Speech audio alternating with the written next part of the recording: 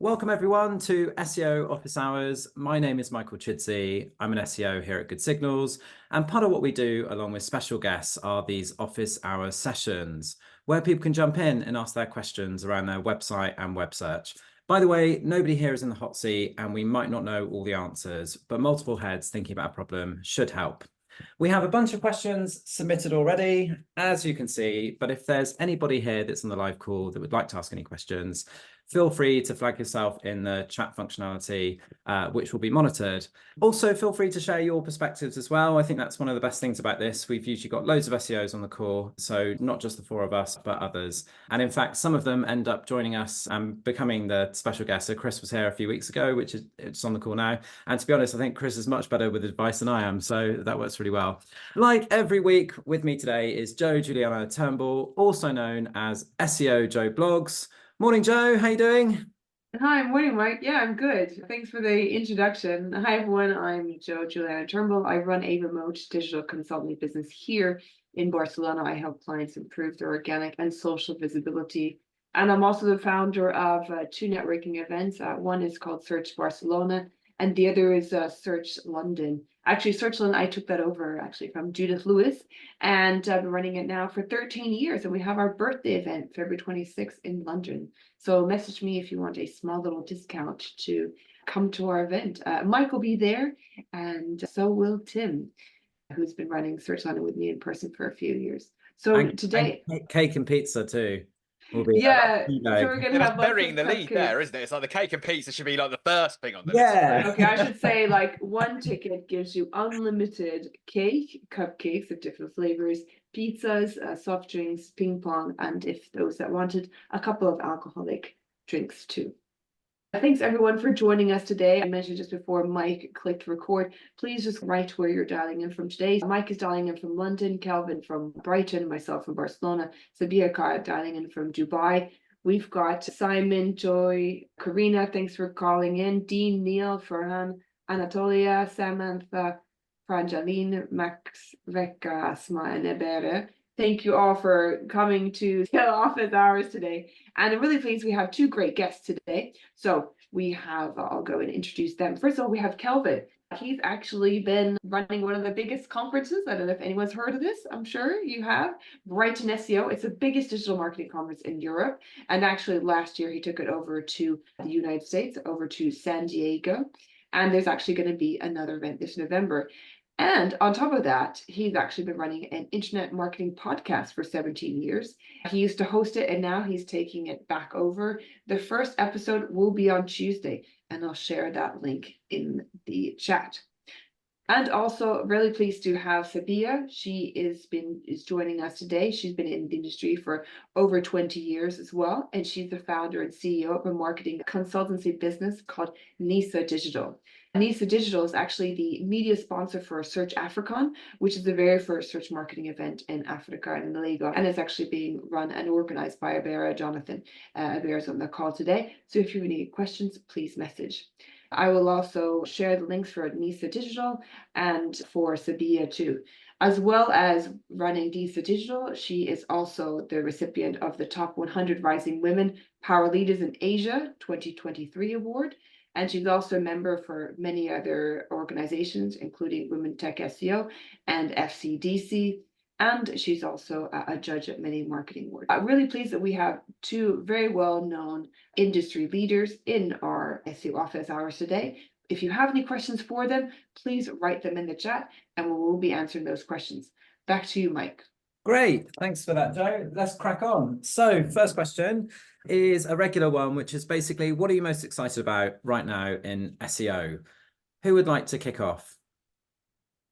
Joe, are you happy to go first? What are you most excited about?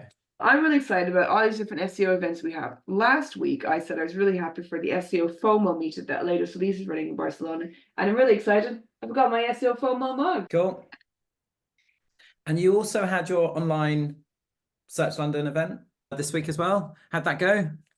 I did, yes. We had around 22, 23 people come to our online event. So we had Irina and Adriana talk about GA4 and getting B2B SEO investment approved.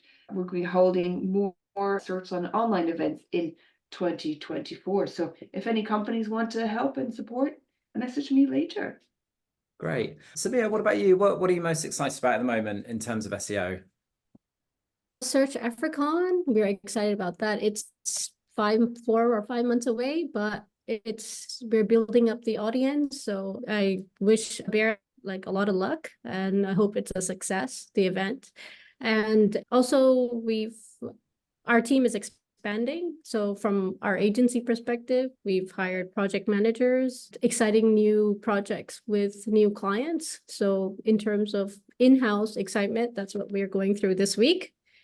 And obviously SEO office hours this week, next week. So thanks for having me.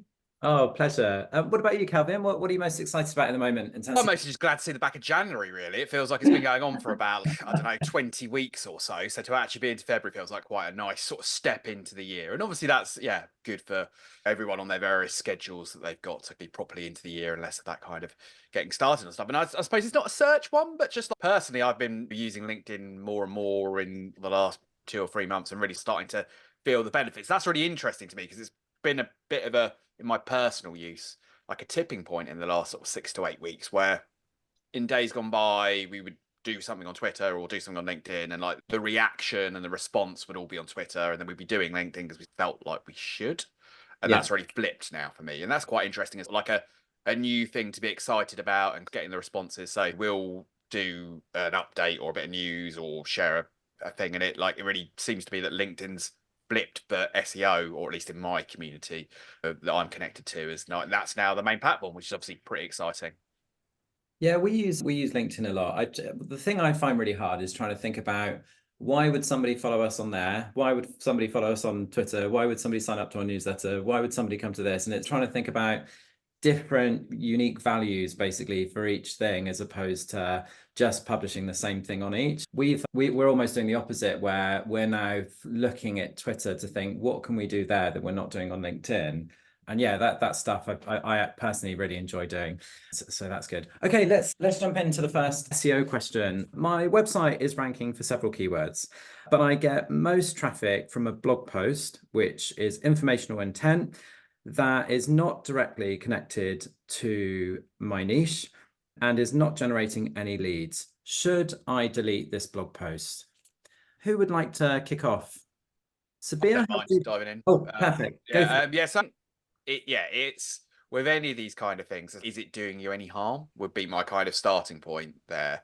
And if that piece of content is valuable enough that it's attracting attention, I'm usually of the mind that unless it's like harming the brand and it's that far away that it's, I don't know, you sell cars and it's about fish tanks or something, where it's completely irrelevant, I'd be inclined to leave it, right? Because anything that's just about that's demonstrating you as an organization or you as an individual is broader than that. I think there's a danger sometimes of being too concentrated on we've only got to talk about that one thing. And I think businesses, organizations, individuals are like broad in their interests and appeals, and sometimes it's not too bad to do that. So obviously you don't want to be like, if there's you really feel that like Google or the other search engines have mischaracterized you, that they think that's what you're about and seem unable to be sending traffic on other terms, I would be too worried about it. It's a strange one. It's a few years ago now, but an agency I used to work for about 10 years ago, for a long time, their most popular blog post, despite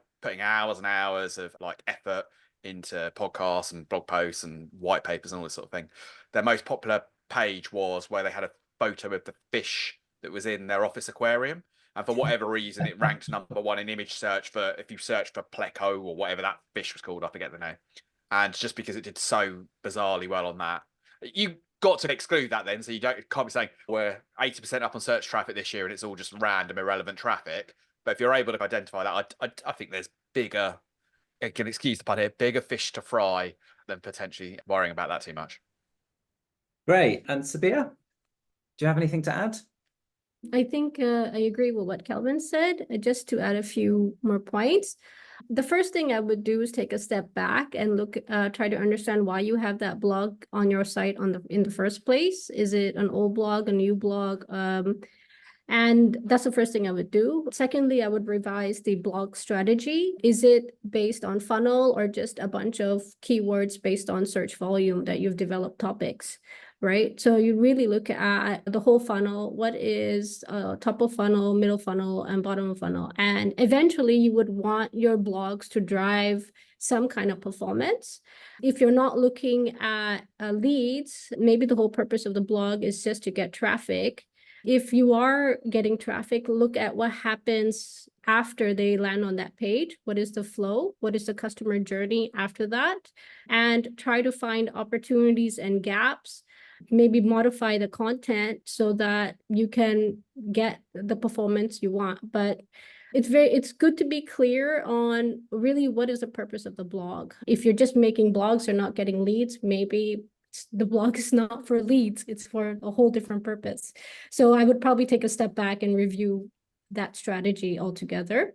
And if it is getting you traffic, then I won't really delete the blog. I would maybe modify the content. You can revise content in blogs, and it's good to review the content so it's more up to date, and just review it so that it gets you the end result that you want from it. So that's my only other comment. Great. Joe, do you have anything to add? I think they summed it up very well. The only thing I would say is, yeah, when have a look and see how people are interacting with the page. So look at your GA4 and see if you can mend the content, like Sabiha said. And we just had another comment from the chat. Why not slightly update that blog post and link to a more appropriate page? Yeah, my gut feeling is that an appropriate content strategy is needed. Yeah, I think you could just, as what we've been saying, if you're getting the traffic, that's great, but maybe direct it better. Yeah, and I think there's maybe even potential to see if there's ways of monetizing that traffic, right? So if it's not a service you offer, don't be afraid. Kind of go, is there like a place you could be referring that traffic to? And it might be affiliates, it might be you have some form of display advertising on there, or some kind of lead referral type thing. And if you're doing well on something, it's quite hard to rank and get traffic. So I'm sure there probably are potentially people who would like some of that kind of attention that you're currently not able to make use of, and that might be an angle to explore as well. Yeah, I think as an SEO, it's one of those things that you've got to be quite brave, I think, to delete a post that's really popular, because obviously, particularly if you go into a role, you analyze the content of a website and you realize that there's a blog post that's getting a ton of traffic, but it's not relevant. And therefore, by axing it, say the website's going to lose 20% of the traffic, you've got, I get why somebody would be a bit worried about deleting it. From the other side, though, I've done that a few times. Like we had it on our website. We rebranded a couple of years ago. We used to be called John Cabot, and my school was called that. When I set up the business, it was very much, rather than spend the first 6 months thinking about what I should call it, I'm just going to call it that, and then I'll pick something that I know I want to change in the future. John Cabot's also an explorer from Bristol, and what I found was that one of the most popular pages on the site was from, I imagine the people looking at that page were probably students doing a project on that particular explorer. And so it was getting a ton of traffic. And I just decided that when we rebranded to Good Signals, that it wasn't relevant. So I just decided to axe it and delete that post and redirect and so on. And obviously it's my website, so it doesn't matter. And I've had to do that with clients as well. And it can be quite a nervous thing, because you've been working for a client, for example, for a company for a few months, and all of a sudden traffic goes down. But in that situation, I was thinking, what sort of website do I want to present to not just search engines, but people as well? And if you go onto our blog and you've got this really random blog post that has nothing to do with our business, nothing to do with us, then to me it would make sense to delete it. But then, like Kelvin said, if it's not harming anyone, if it's actually adding value to the people who are going on there, and there could be other ways. So it feels like with this question, it is very much, it depends. And I guess on the actual subject, I've said it depends. I try it never. Yes, you did it. It depends. Can't believe it. But yeah, I think it does. It depends on the actual content and what it's about, and is it adding value to the people going on there? Does it look random on your site in the first place? And if it does, I would be brave and lose it personally. Yes. Okay. Okay, just one other, while you're getting the other questions, just another Yes. comment about, does it matter if you update the publish date of the blog? Will it change its ranking? So the publish date, I would say, for the blog is you publish it if you have a schedule like every month or so, but it doesn't make a difference really to the rankings. What you should do is, if you do want to update your content because the blog post is old, what you should do is say it should come up as modified or updated date, because that looks better, especially if it's a piece of content that does get outdated. Great. Okay. So next question. So I don't know if we have permission to actually say the brand's name. So what we'll do is in the chat, we'll put the whole question with the brand. But for anybody watching this on YouTube, I'm afraid I won't say the brand just in case I'm not allowed. So Joe, you're welcome to put the question with the brand for people live on the chat. So basically, this particular brand is so for their brand term, on the first page of the SERPs, there is a thread on Mumsnet asking whether or not this product is a scam. And the boss of the company essentially wants that to be removed. And they've tried different ways. So they've tried Google's right to be forgotten policy, but it doesn't qualify and that doesn't make sense. They're thinking about, do we basically need to publish other content, or do we need to try and get some coverage? And they just want some ideas, like, what would you do in that situation? Sorry, I read that really badly because I was trying not to say the brand. But effectively, if you type in their brand, a Mumsnet thread comes up and it asks whether the product is a scam or not. And the owner of the business, it doesn't want that to be there anymore. What should they do? Who would like to kick off? Yeah, I can kick off here. So I just want to say the big question is all in the chat here.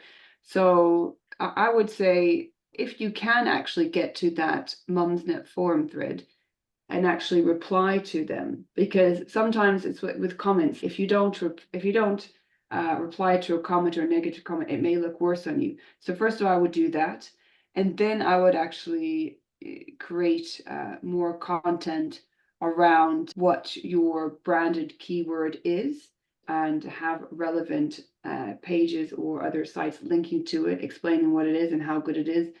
And also, I would also third of all, try and get some positive reviews about that branded keyword or topic that you want to be known for. Okay, great. Kelvin, would you like? Yeah, so I think there's two parts to my response to this would be. One is obviously I can understand the frustration of like someone knows who you are, they're searching for you, and then there's something that's going to be impacting the brand perception you've got there.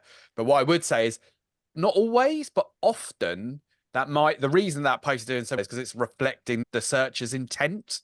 So if there's been a Mumsnet thread questioning the credibility of the brand, or if it's a scam or not, there's probably some intent there that people have, or a concern that they've got. So almost that's your biggest challenge, right? Which is not like how do we remove the Mumsnet post? It's like how do we demonstrate that we're a legitimate, credible company and not a scam? So there's a challenge there that's perhaps a bit broader than that probably you need to be thinking about. They may already be doing this, but that would definitely be on my list there. So it's like, how can you, that search intent's going to be there. There might be people even searching for brand name plus scam. So you need to be thinking about how can you respond to that more generally as a concern that people have got. And then my next one would be is like, rather than necessarily producing a whole heap of new content to try and rank on these brand terms, and you definitely could do that. In the past where I've dealt with problems like this, I've usually gone to go, what are the other pages that are there that are doing well, or like on page 2 that we'd like to get onto page 1, and try and see what's already doing reasonably well for those search queries, and then maybe try and point some attention or do something to improve the likelihood of that result that's 11th currently that you quite like being onto page 1. And that might be, oh, can you on your website link to a positive review that you've got here, or on your social media accounts, can you share the great review that you got in a third-party publication that you've got there? And that would be the way that I'd maybe be thinking about, rather than creating stuff from scratch, which you then got to try and get to rank for that. So how can I get what's already ranking to perform a little bit better? Great advice. Sabiha, have you got anything to add? Yeah, I think this is like an online reputation management kind of issue. And you would probably have to use a bunch of integrated communication channels to be able to portray a positive brand image. You could use social media, you could use, as what Joe said, Google reviews, just to put it out. It could just be a one-off thing. If it's ranking high, you try to create content through other channels so that you show the world the positive reviews and feedback you get from your customers. That should help build some kind of credibility, and the users at the other end are not And we have smarter users these days. They look at reviews, they look at comments, they look at testimonials. So if you're able to communicate that through all the other channels, as well as a good customer feedback page on the site, complaints, feedback on your own site, then that should help you solve that problem. But a lot of times, if you request them to take it down, the most you can do is request them. They may not, and they may, but it's more about going back and looking at how you can communicate positive your brand in a positive way using other channels as well. Yeah, thank you. I just have a couple of comments actually from our audience. That one, first of all, saying that not coming up first for me, I suggest that they try and search in an incognito mode, because it could be their search browser history. Another one is, yeah, I would basically comment that you appreciate feedback and fix it, because part of the thread, there's lots of different threads. So we would suggest that you go in and comment about any feedback that they've given and said that you've amended it or that you're working on it and so on. And I think that's it, isn't it? It's sometimes seeing any feedback that you get, positive or negative, as an opportunity to improve. Yeah. And it's easier said than done, that, right? I know that if someone says something like not great about our events, whatever, I tend to take that personally. But actually the right attitude should be, that's an opportunity to do a thing and improve, which sounds like that's a possibility in that thread there that's presented itself. Well, thank you. Also, I think when you have a thread like that asking whether your business or product is a scam, chances are that if one person's created a thread asking that question, chances are other people will also be wondering. And so it is an opportunity for you to, I don't think I didn't see a response from the actual company itself on that thread. But also, if you have some customers that love your product, if you've got any fans, I think asking them to share their experiences and so on. And it could be a real opportunity to turn a genuine question that some people might have when they look at your website into that opportunity, like Kelvin just said, where not only do you take that feedback, but also you can share that actually, no, it's not, and this is why, and then hopefully customers having a good experience. So it could also help. Yeah, go for it, Kelvin. We've probably all seen those ones as well, where it's like almost you have more trust in a company or organization or a product review if it's like a slightly negative experience. If something's all 5 stars, that's sus, right? Yeah. But those ones where it's like, okay, they're mostly 4 or 5s or 3s, and then someone has a really bad experience, but then there's a response from the manufacturer or the retailer saying and seeming to respond to that. That's, like, to me, really reassuring, isn't it? Because it's not just it's generally quite good, but there's when they don't do a good job, they want to fix it, and that's not to be underrated as a quality in a company as well. Yeah, good point.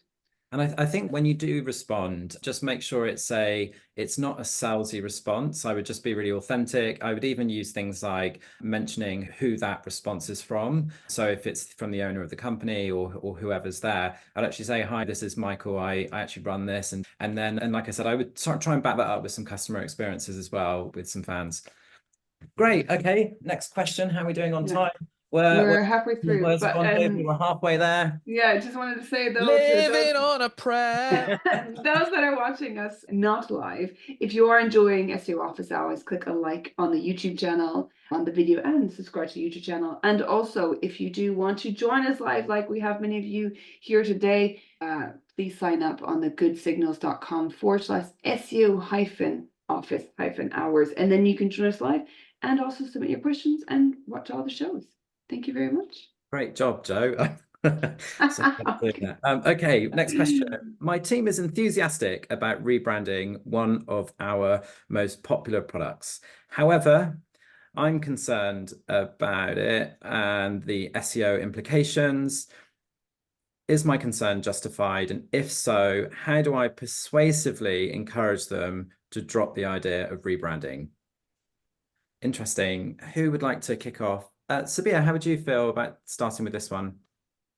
Yeah, so rebranding initiatives are generally at the top level. As an SEO, it's very difficult to, convince a chairman or CEO of a company that you should not change your brand because my organic traffic is going to go down. That's possibly not the best way to do that. But what I would like to understand, maybe you could tell me, there are different scenarios of rebranding, whether the company itself is changing its image, or whether it's changing its image because of merger or acquisition. Or if it's an acquisition, it's a little bit easier to manage. But if it's a merger where you have two brands coming together, that's when you would look at the strengths and weaknesses of the website and see what works and see what doesn't work for your brand. This is where you have to do a very detailed gap analysis to understand which keywords they're using and which ones you're using. It could be that the new keyword, the keywords that you're supposed to work on are doing better than what you're currently using. So it's just understanding the gap analysis and developing a strategy that helps both the new brand as well as the old brand. A way you could also tackle this is if you're looking at branded keywords, you have, yes, exactly, very tricky. So you have to do a lot of analysis and internal analysis to get what you want. But what we've done in the past is you need to have a bit of a transition phase and keep it for 6 months so that branded keyword, the new branded keyword, builds its reputation online and awareness online. And so then eventually the search traffic for the new branded keyword would rise. And then after a period of time, you would possibly see that they perform better than the older brand keywords. So it's really not just switching it overnight. I would recommend, if you're talking to your CEO or CMO or MD or even digital manager, that recommend a transition phase of maybe about 6 months or 1 year so that people start becoming more aware of the new brand. But yeah, you can't really tell them to stop a rebranding initiative because those happen for many business reasons. You just have to work around it. Unless the business reasons are completely nonsense, then you can challenge it. But yeah. It's an interesting one, this, because usually it's the other way around. But it seems like it's usually from the top saying that we're rebranding, and then the team below are trying to work out how to make it happen. Whereas from the question, it sounds like it's either the business owner or a marketing director that is basically saying, I'm really happy with what's going on right now. I just don't touch anything. That's what it sounds like. We've got some. Oh, sorry. So I was just going to say, we've actually got some comments in the chat about it, so I wanted to raise that. One is ask them why are they doing it? Are they bored? So it'd be good to actually find out the reason behind it. Also, rebrands can be really tricky. Thinking about marathon bars in the UK when they changed to Snickers, and then they got smaller. And when they did that, also saying that. Someone saying I was involved with the Midland Bank when it was changing to HSBC. It took over 5 years and lots of intermediate stages. And I also want to say, yeah, going back to the rebranding, I would ask, like, why is it being done? Because there's lots of brands that are rebrand because they need to adhere to certain guidelines, or they want to be seen as a more global brand. For example, going over to Europe, there was a product called Emac. That was a hair removal cream, and it changed to Veet, because I think maybe it's easy to pronounce. Or the brand of Jif was rebranded. The total name was to Sif because it seemed to fit better within Europe. Of course, I don't know the actual reasons, but so it's really important, as Sabiha said, that we need to have a planned and a staged approach as well, so that it's not just, okay, we're going to do it. We need to find out the reasons why and then plan accordingly. Yeah, I think it's a case of interrogating why there's the difference of opinion. It sounds like to some extent there's a kind of a group of individuals within the organization think it's a good idea, and then an individual group of individuals who are less convinced. And in any kind of decision-making process in an organization, you're going to get, not everyone's going to agree on 100% of things all the time. But yeah, you want to interrogate and understand why there's a difference of opinion there. And then if in a slightly more cynical way of doing things, if you're like fairly adamant it's a really bad idea, but other people are less convinced, it's never a bad thing to try and make clear the work that's involved. So like in reality, my experience of any kind of rebrand project or changing of like brand identity or stuff like that, even if keeping the same brand name, is it's always a bigger project than you thought it was going to be. So you kind of, it'll take 2 weeks, it'll be this amount of work. So if you want to get people a little bit more reticent about the idea, really getting into the nitty gritty of what it's going to entail wouldn't be such a bad idea. So then the process of evaluation of, is it worth doing? If you're more realistic about what that's going to involve, entail, and cost, and the work for the individuals, they might shift their opinion on it. If it's how do you persuade people, making them realize it's going to make their life quite hard can sometimes be Like it's a little bit shady, but it's also about being realistic, right? It works. We have quite a lot of comments actually in the chat. And once is saying my experience with the rebranding is that it's not always necessary. So what you've just mentioned, Kelvin.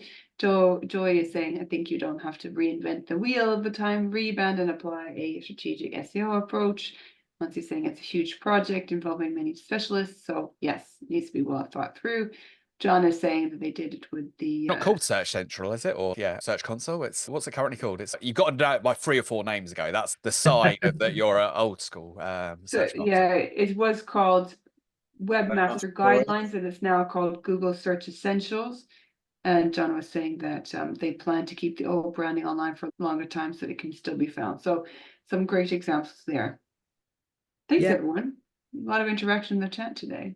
Yeah, loads. Yeah, it's a tough one, isn't it? Because it sounds like whoever the boss is really doesn't want to change anything, and it sounds like other people do. I guess there could be some sort of compromise where you take the aspects of what maybe you're looking at changing it to, because if it's from a positioning perspective, there might be ways of doing something on the existing product.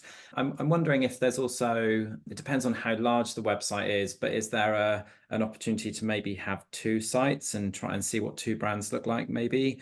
And so that could take the risk away. And if this new brand is doing well, potentially look at bringing them together. I get it though, like I've worked in-house, and the idea of switching a really popular product where all sales are done online, I get why that person might feel uncomfortable about doing that.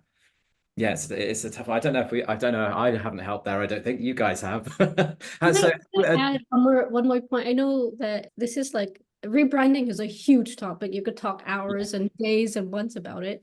But I just wanted to add to that comment that about having 2 websites. So when I did a previous rebranding project where there was a 50-50, 50-40 acquisition, we kept one of the brands was globally very known. So the brand was appearing, other country websites were appearing in this country's target market.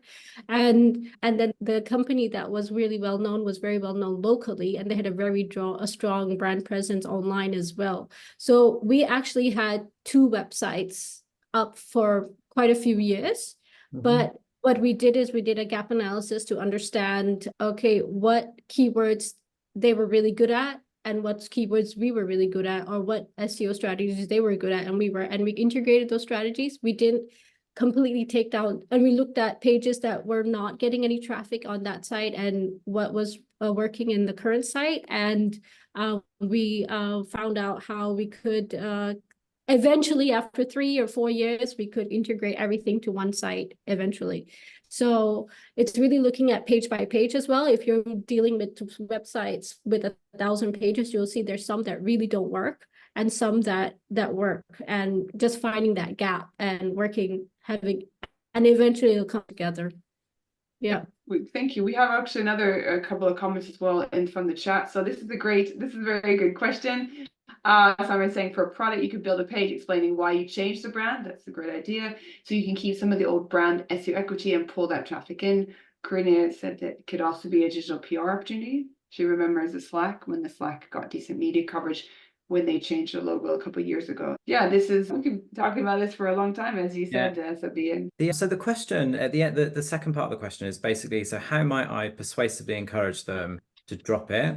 And I'm just thinking then that something that we do here, if we're doing a big project, is that we'll do what we call a pre-mortem. So we'll get all the stakeholders together and we'll basically imagine that the project's failed, and we'll think about all the reasons why the project might have failed. And then we'll come up with solutions to those reasons, or if it's possible, and how risky each part is, and so on. And so we'll just, everybody there will just use post-it notes and just keep writing until we've stopped and we can't think of any more. And so that could also be a persuasive tactic, but also the person that's submitted the question in the first place, they need to go into that quite open-minded as well, because maybe rebranding is a good idea. Maybe there might be a real reason for them doing that. And so going through that and just thinking about what are the risks of doing that, and then that could be quite a good persuasive tactic. Yeah. Okay, next question. We've got, I think, Kelvin, these might be because you're here, these ones in particular. So I've got 2 that I put together. I haven't been to many conferences. How do I get the most out of an SEO conference? Yeah, so if you're a first-time conference goer, usually you pay quite a lot of money to go to places or hotels and stuff like that. How do you get the most out of something like that? Yeah, I think probably it helps starting out to know what your personality's like, which sounds a bit weird, but if you're the person who is very meticulous and likes to be really organized, that's good to lean into that and print out and work out precisely which sessions are going to be. If you're more of the kind of person who like is on a bit of a whim, that's cool too. And I think it's just, that's not a terrible place to start, right? So if you're kind of like nervous about meeting people, again, think about that as well. And often in these kind of like conferences, it's good to have a reason for ultimately why you're going.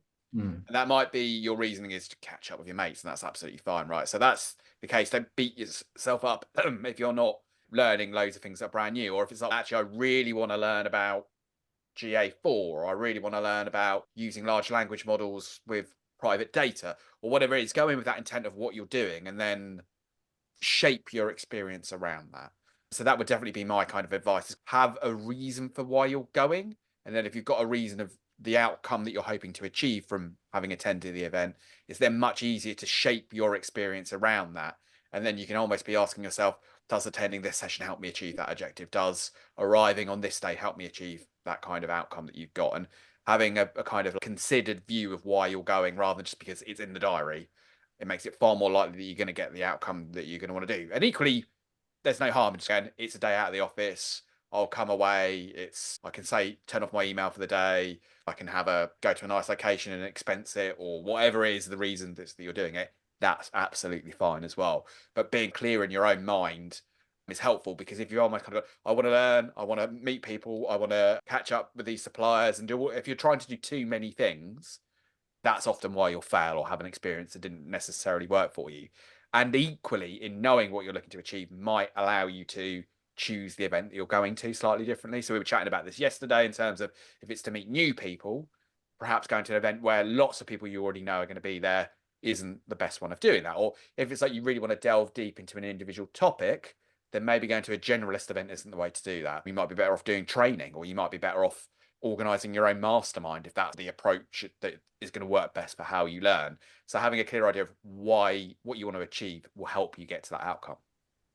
Great. Sabiha, have you got anything to add?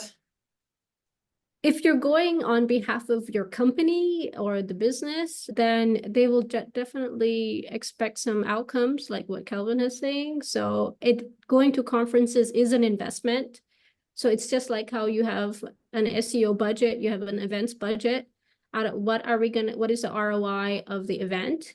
It's again, if you want to get a business out of the event, then you would possibly need to, like some of the people in the chat are saying, pre-plan, read about what's happening, and reach out to them beforehand, so that you can already book meetings with them before the event, so you don't have to do an icebreaker. And because I'm borderline introvert as well, so I generally reach out to people before the events and say, okay, shall we meet? Let's have a cup of coffee and let's talk about this. And then they even ask for the company profile beforehand, so that when you get to the conference, you're just focusing on what matters to them and you, and that is revenue. Great. Joe, do you have anything to add? Obviously, you run Search London, so you've probably got loads of ideas. Yeah, I wanted to just say a couple of things. First of all, we've got loads of comments in the chat, which is great. We've got people saying research first. John's saying a shower in the morning is a good start. Very good idea. Maybe should do it. Talk to other people, Simon says. Also saying ask a good public question in one of the early sessions and tell others that you're going to go on social media. Also make sure you someone's saying, heading over to Sydney SEO conference for the first time in a month. So thanks very much for all the tips. The other thing I wanted to say actually was reach the bar quite high with Women in Tech SEO. So they have a room at Brighton SEO that Kelvin's provided, and also at an event, an area at MozCon as well, where people that are first timers or going on their own can go and meet someone.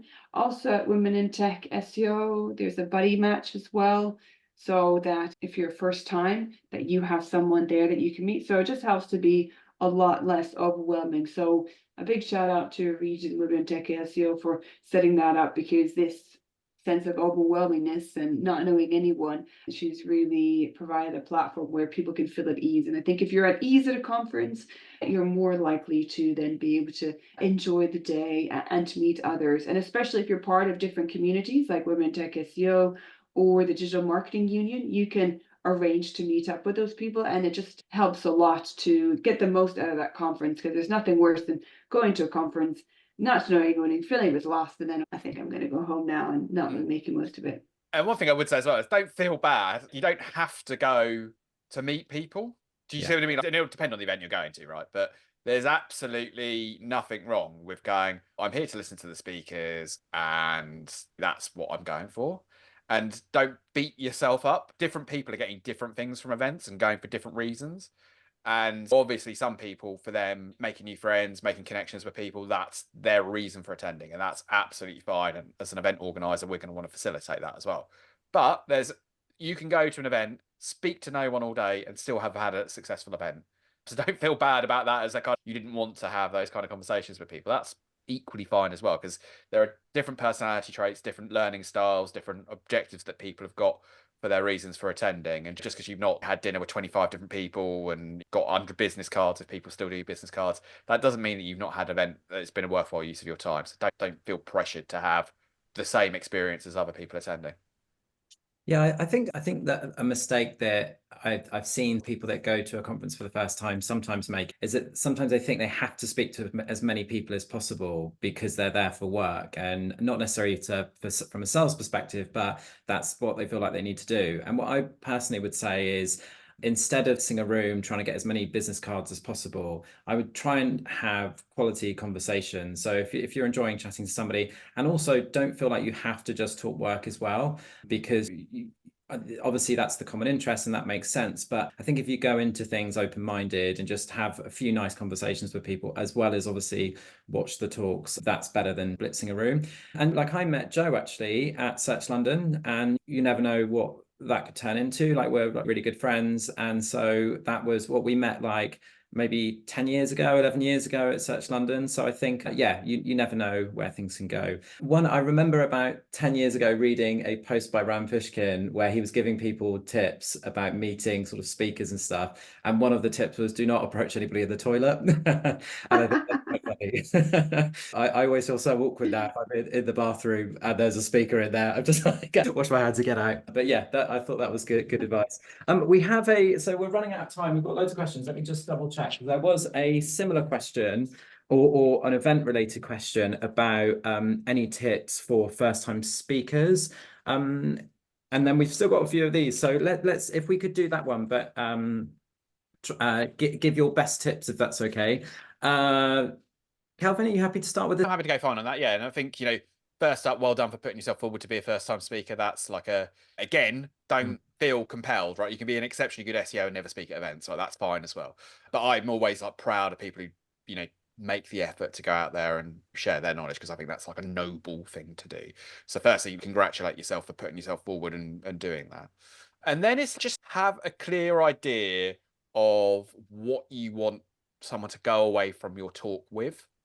And again, this is focusing on an outcome. And I think that's never a bad way when putting together a presentation, which is thinking what you want someone to do as a consequence of that. And that might be a download a thing, start a process, but really framing it around that outcome. We don't explicitly get feedback in the way that other events do. And that's for a variety of reasons that are probably too complicated to go into here today. But the general feedback we often get is people love talks that have some kind of practical aspect to them. So really framing your talk about what's the thing that someone can do off the back of your talk is a really good thing for a speaker to aim to try and do. And it can be a kind of quite strategic or cerebral topic that you're talking about, and that's fine. But I always like it when a talk comes back round. So what next? What should you do off the back of that? So I think for a first time speaker, definitely thinking about it in that way. And also don't be afraid to run through and have delivered a talk before. And different events will have different kind of policies on it, but if you've put some thought into a topic, a concept that you've done, don't feel you've just got to do it once and then that's gone, right? Yeah. In fact, actually, in some ways, for people starting out in their career as a speaker, having a specialism or a talk that they deliver multiple times often can be quite a good way of doing things. So when I was doing more speaking back in the day, when I did more SEO, I'd do presentations and sometimes give them 3 or 4 times. And I can tell you the first time was never the best. So don't be afraid of going, hey, I did this at a local meetup, I now want to do it at a conference, or I've done it at a big conference, I now want to do it at a local meetup. Feel confident to reuse all a deck or elements of the deck on multiple occasions. That's often a good way to ensure that you're delivering a better quality talk. Amazing. Bia, do you have anything to add? I think when you're a first-time speaker, some of the fears that you might have are the audience, stage fright. You might be afraid that you might get imposter syndrome. You might think that you might not be able to answer all the questions that they're asked. So I think the way to deal with that is note down some questions that you think the audience will ask and be prepared with those answers. And if you don't know, you don't know. Right? It's okay to not know. But what you could do in those situations is when you don't know the answers to any question is direct them to a resource that has the answers, rather than don't get stage fright because you don't know the answers to those questions. So nobody expects you to know all of the answers. So just find ways to calm yourself down, plan ahead, and try to see how you could deal with those fears when you're up on stage. Yeah, I know the question one really throws a lot of people. So we don't do a lot of Q&A at Brighton SEO. And on the stage I moderate, we don't do them at all. And this is like a kind of philosophical one for me because I think it scares people too much and it puts them on edge.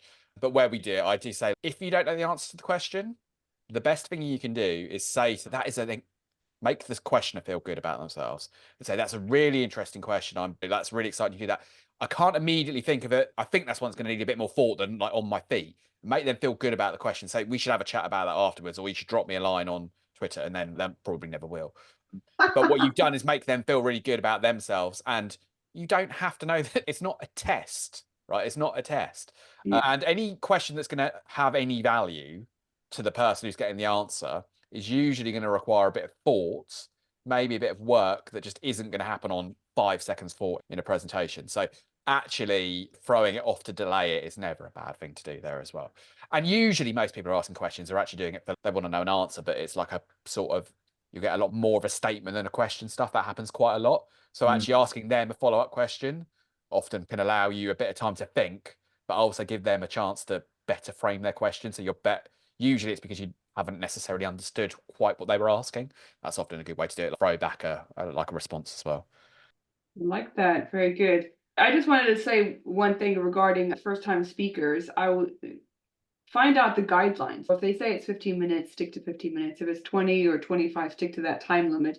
And I really like at Search London for people to share business or case studies that they've done with actual practical tips so that people can go and implement that straight away. But really just make sure that you ask the organizer, what do you want from a talk, and adhere to their guidelines because they're organizing the event and they want you to look good as well.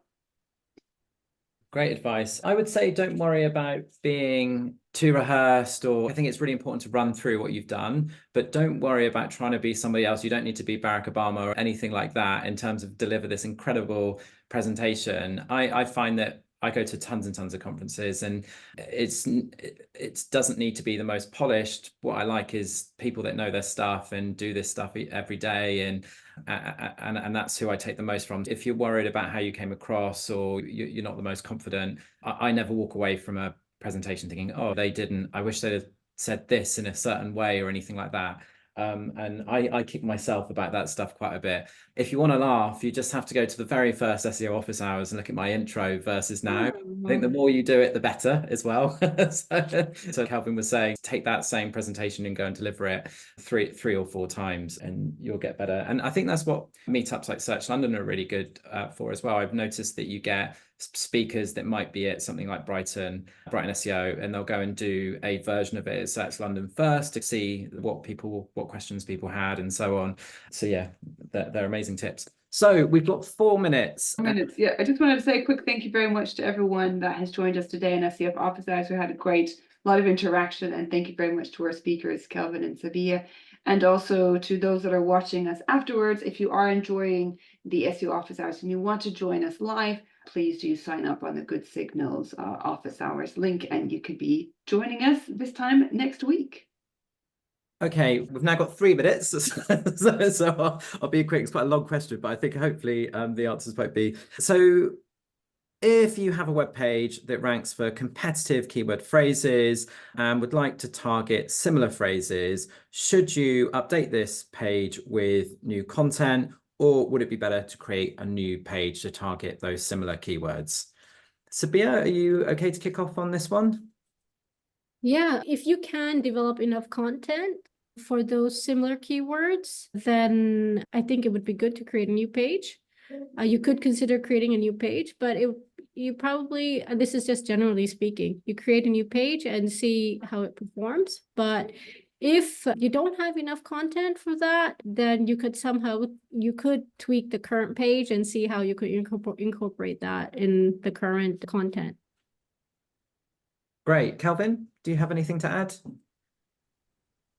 With a few minutes to go, I think that's a really good answer on that one. So yeah, now it's just that case of, if it will vary depending on how close the keywords are and how good the content already is. Yeah.